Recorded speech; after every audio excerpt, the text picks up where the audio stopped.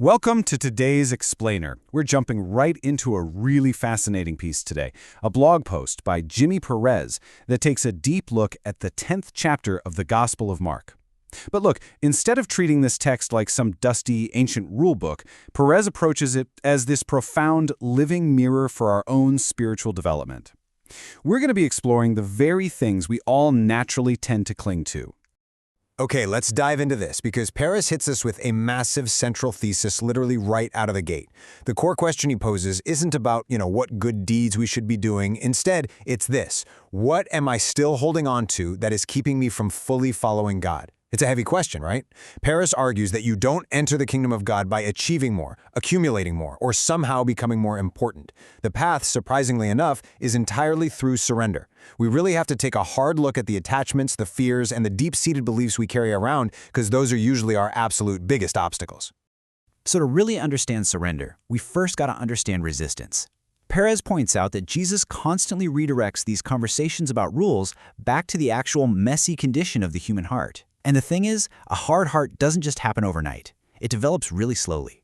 It's the totally natural byproduct of disappointment, of betrayal, pride, and just our basic human instinct for self-protection. We experience pain, right? So we build walls. Makes sense. But what starts off as a survival mechanism eventually turns into a prison. It literally locks us away from genuine connection, forgiveness, love, and growth. When our hearts get rigid like that, absolutely every relationship we have suffers. And that brings us to this incredibly powerful realization from Perez. Healing begins where honesty begins. If we want real transformation, we have to stop pretending. We've got to get brutally honest about those walls we've built up. It requires us to actually be willing to let God step in and soften those hardened, callous places that, honestly, we've probably spent years trying to protect. I want you to just pause for a second here. Seriously, use this question as a mirror. Where has disappointment caused me to close my heart? We all have those areas, don't we? Maybe it's a massive career setback, a fractured relationship, or a prayer that felt completely ignored. Take a moment right now and reflect deeply on your own defensive postures. Identifying exactly where we've shut down, well, that's the absolute first step toward opening back up. Now, what's really interesting about this slide is how it completely flips our normal cultural script right on its head. In this chapter, when people bring kids to Jesus, he welcomes them, saying the kingdom belongs to those who receive it like a child. Perez highlights this brilliant contrast here. The ego's view is that maturity means becoming completely 100% self-sufficient. Like, I don't need anybody, right? But Jesus' view? It's the exact opposite. True spiritual maturity is recognizing our continual daily dependence on God. Children have these amazing qualities we kind of slowly lose as adults. They trust implicitly, they look at the world with wonder, and they remain incredibly teachable. Which really forces us to ask ourselves this: have I become too certain, too independent, or too proud to receive what God actually wants to teach me? Think about that. Because transformation hits a brick wall the very second we think we already know it all. Now, Perez is super careful to point out here, the invitation isn't to become childish. Big difference. The invitation is to become beautifully childlike. It's about recovering that lost humility. It's about staying curious and keeping our hands open. Next up, Perez tackles the famous story of the rich young ruler. So here's a guy who has lived this highly moral, rule-following life, but he still feels like something major is missing. Jesus tells him to sell absolutely everything, and the man just walks away sad. But listen, this story isn't just about wealth, not at all. It is a profound lesson about attachment and identity. For this guy, his possessions had become his ultimate security blanket and his main source of confidence. Jesus always targets whatever it is that happens to be sitting on the throne of our hearts. For that man, yeah, it was money. But for us, it could be success, comfort, a reputation, or maybe even an old version of ourselves we just refuse to let go of. So the whole perspective has to shift. The deeper question we need to ask is never simply, what do I own? It is, what owns me? See, anything we stubbornly refuse to surrender eventually begins to shape and control us. When we refuse to let go, we are literally handing that thing absolute power over our lives and our identity. True freedom? That only begins when we intentionally decide to loosen our grip. Let this question really sink in for a second. What would be the absolute hardest thing for me to surrender if God asked me today? Just sit with that. Whatever instantly popped into your head just now, yeah, that is the exact place where your next big transformation is waiting. It's a really piercing question, for sure, but if we can answer it honestly, it's incredibly freeing because it shows us exactly where we're stuck. And when we finally see where we're stuck, our natural human instinct is to immediately try and fix it ourselves.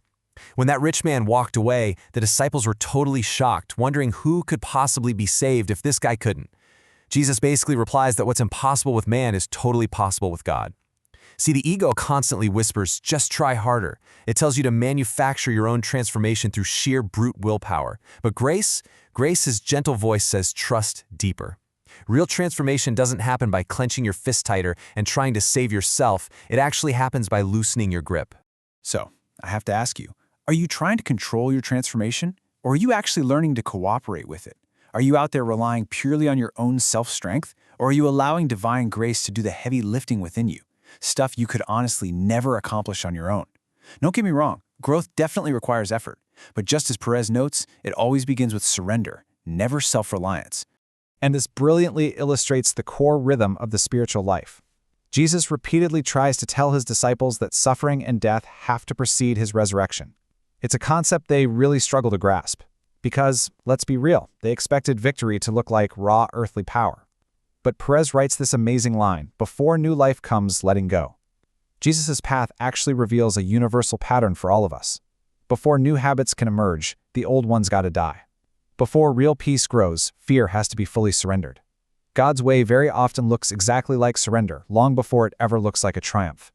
Ask yourself this right now. What part of my old self am I still trying so desperately to keep alive that God is actually asking me to release? It's really hard to let go of an old identity, even a completely dysfunctional one, mostly just because it's familiar to us. But we have to remember that every single ending we are led through is simply preparing the way for a much greater beginning. We literally cannot embrace a new identity without first releasing the old one. And this brings us to a massive paradigm shift regarding exactly how we view success. When Jesus' disciples ask him for positions of honor, which by the way is a totally natural human desire for recognition, Jesus redefines greatness entirely. Look at the world's measure. It's all about position, influence, and admiration, like how many people follow you or admire you. But Jesus' measure of greatness, it's service and usefulness to others. He's asking, how many people are actually stronger or more loved just because you are present? Committing to service is so absolutely crucial because it slowly, quietly dismantles the ego by shifting our attention completely away from ourselves. It forces us to look in the mirror and answer this deeply revealing question. Do I want to be noticed, or do I really want to make a difference? Being honest about this reveals the true condition of our hearts and what our underlying core motivations really are. Think about it. The healthiest, most impactful people are rarely the ones consumed with becoming important. They are laser-focused on becoming useful. Let's move to and see how this builds into the final lesson of the chapter, which features blind Bartimaeus. When Jesus asks him what he wants, Bartimaeus doesn't ask for a bunch of wealth or a higher status in society. Instead, he gives this beautifully simple, pure request for transformation. I want to see. Perez points out that this really should be the ultimate prayer for every single one of us. Not, hey, give me what I want, but rather help me see what is true. Because the reality is, when we start seeing ourselves honestly and we start seeing God clearly, the rest of it all just falls right into place. So let's pull all this together and summarize the core takeaways from Perez's analysis. The world out there constantly teaches us to hold on super tightly to our control, to our carefully curated image, and to all our possessions. But the actual antidote to the ego is the exact opposite of all that. Open your hands, trust God, serve others, become teachable. These open-handed actions are exactly what allow us to finally let go of a life built around fear, so we can step into and receive a life built completely on love. I really want to leave you with this final, provocative thought from our explainer today. Surrender is not weakness. It is the doorway to transformation.